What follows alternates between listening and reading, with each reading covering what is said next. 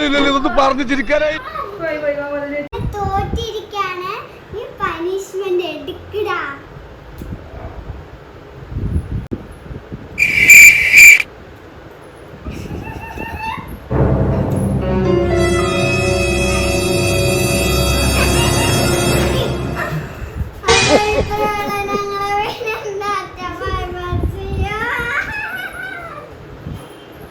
മറ്റൊരു വീഡിയോയുമായി തിരിച്ചു വരാം ഗൈസ്.